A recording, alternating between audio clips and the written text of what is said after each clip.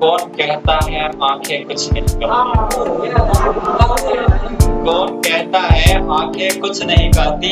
आंखें तो हर चीज बयां करती है जनाब। आंखें तो हर चीज बयां करती है जनाब। आंखें अगर मिल जाती है तो जता जाती है इसका। आंखें अगर मिल जाती है जता जाती है इसका। आंखें अगर झुक जाती है तो शर्मिंदगी बता देती है। आंखें यदि झुक जाती है शर्मिंदगी बता देती है। आंखें अगर दिखा देती है उसका गुस्सा सुलग जाता है। आंखें यदि दिखा देती है उसका गुस्सा सुलग जाता है। कौन कहता है जनाब आंखें कुछ नहीं कहती? आंखें हर चीज बयां करती है।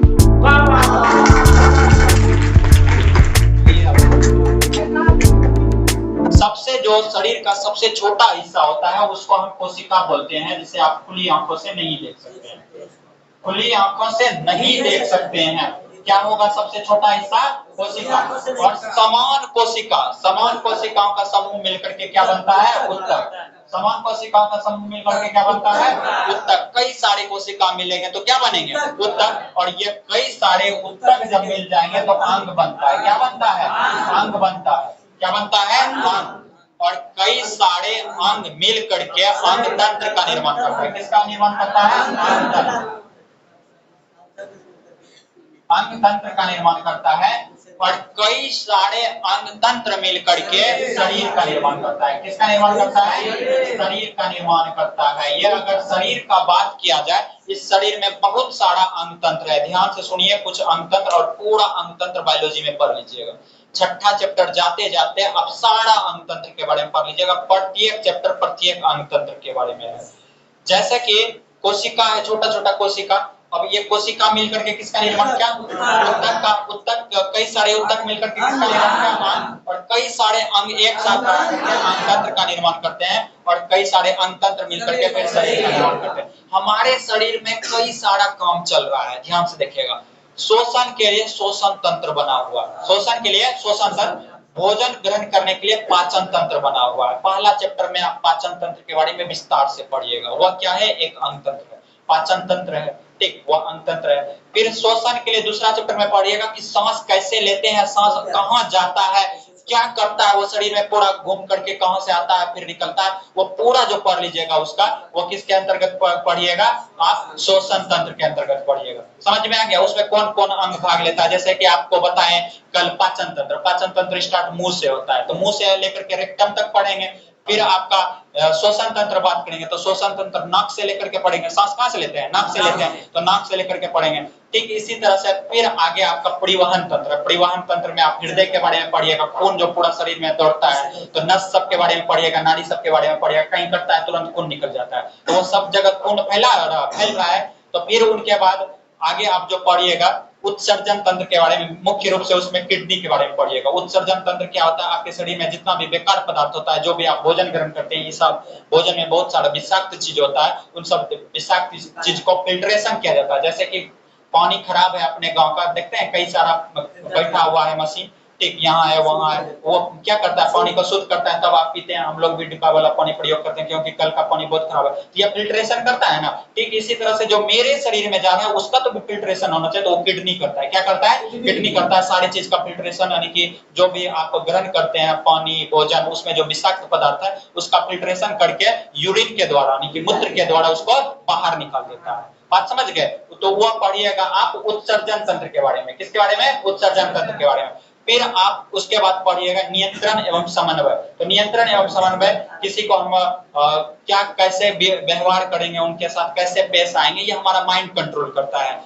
आप चाह करके भी कुछ नहीं कर पाइएगा किसी को। आपका उस टाइम प्रेजेंट टाइम जो माइंड काम करेगा, माइंड कैसे काम करता है? तो वो ट्रेनिंग से करता है और सिचुएशन के हिसाब से काम करता है। एक ट्रेनिंग क्या होता है कि आपको ट्रेनिंग दे दिया गया है, यहाँ पे जाइएगा ऐसे कीजिएगा, ये ट्रेनिंग हुआ होता है। और दूसरा होता है सिचुएशन। नहीं कोई कुछ नहीं बोलचाल का भाषा में इन्हें कंडीशन कंडीशन सिचुएशन शब्द का प्रयोग करते हैं, तो माइंड वही हिसाब से, जैसे सांप आएगा ऐसे चल रहे हैं मगर के, सांप आएगा ऐसे रुक जाते हैं अचानक, तो वो क्या करता है? माइंड उस तरह से काम करता है। ये सब चीज के बारे में जानिएगा, माइंड के बारे में विस्तार से पढ़िएगा, नियंत्रण एवं समन्वय चैप्टर के बारे में। समझ में आ गया? फिर छठा चैप्टर के बारे में जनन के बारे में पढ़िएगा। जनन मुख्य रूप से जो है जनसंख्या बढ़ाने के लिए, अपने पीढ़ी को बनाए रखने के लिए। जैसे करुण सर्दी है तो हम नहीं चाहेंगे करुण सर्दी का चुंगम और छोटा सा, फिर वो अपना पीढ़ी आगे बढ़ाएगा। जैसे मेरे पिताजी हैं, मेरे पिताजी का 3 पुत्र है, तो वो उनका पुत्र है तो पिताजी से हम तीनों आए ना, अब हम भी जो चाहेंगे हमसे भी चुंगम आए, तो वो उसके लिए फिर उसके बारे में पूरा विस्तार से जो पढ़िएगा वो जन्म पत्र के बारे में पढ़ लीजिएगा। बात समझ में आ गया? तो ये सारा हिस्सा किसका है? जैव प्रक्रम का। किसका हिस्सा है? जैव प्रक्रम का। तो हम सबसे पहले स्टार्ट क्या करेंगे? कौन सा हिस्सा पढ़ेंगे? पोषण। क्या पढ़ेंगे? पोषण। समझ में आ गया? क्या पढ़ेंगे? पोषण के बारे में पढ़ेंगे। तो आइए पोषण सबसे पहले जानते हैं कि क्या है। तो पोषण जो है आपका, पोषण एक विधि है जिसके द्वारा जीव पोषक पदार्थों का ग्रहण करके उनका उपयोग करते हैं। ध्यान से समझिए, पोषण एक विधि है। पोषण का मतलब सीधा सिंपल में जानिए कि हर जीव जिंदा रहने के लिए भोजन ग्रहण करते हैं। क्या करते हैं? भोजन ग्रहण करते हैं। जब तक जीवित रहिएगा जीवन पर्यंत आपको भोजन ग्रहण करना पड़ेगा। भोजन करते हैं ना आप? देखिएगा, जब से जन्म लेता है मृत्यु के आखिरी तक हमको भोजन ग्रहण करना पड़ता है। भोजन ग्रहण करना पड़ता है। अब मान के रखिए छोटा बच्चा है, जन्म लिया, कुछ देर के बाद प्रकृति के द्वारा माँ का दूध उसके लिए प्राप्त हो जाता है। होता है ना? धीरे धीरे बड़ा हुआ, अन्न खाने लगा, उनसे ज्यादा और बड़ा हुआ, फिर बूढ़ा हो जाता है। भले आप देखिएगा बीमार है, लेकिन उसके लिए कुछ ना कुछ दवाई या दूध पिलाया जाता है या कुछ पिलाया जाता है उस तरह से। ठीक नहीं, कुछ 2 दिन से नहीं कुछ खेले से तो पानी चढ़े जैसे पानी के रूप में ओकरा भोजन प्राप्त हो। जीवन पर्यंत आपको क्या ग्रहण करना पड़ेगा? भोजन। इसी भोजन को क्या कहते हैं? पोषण। कोई दिक्कत है समझने में? पोषण का मतलब क्या है? देखो यहाँ खुशबन दाल भात फटफट निकलवा ना, भूख लगी गलो से जल्दी खाइबा, यही कौन चीज है? पोषण। समझे? कोई दिक्कत होता है कि घर हम जाके रट्टा मार गलो से पोषण की छे जे निकालबो कहियो यही पोषण छे। बस समझ में आ गया ना? ये क्या है? अब पोषण, इसके बारे में थोड़ा बायोलॉजी है तो बायोलॉजी के बारे में जानिएगा। एक ने ना कहेगा अखबार पर प्रकाश डालें, टॉर्च बना दीजिएगा, अखबार लिख दीजिएगा, प्रकाश डाल दीजिएगा, ऐसा तो नहीं करना है। तो आपको भोजन का परिभाषा इस तरह से देना है, एक साथ बोलिएगा। वह विधि जिसके द्वारा कोई जीव पोषक पदार्थों का ग्रहण कर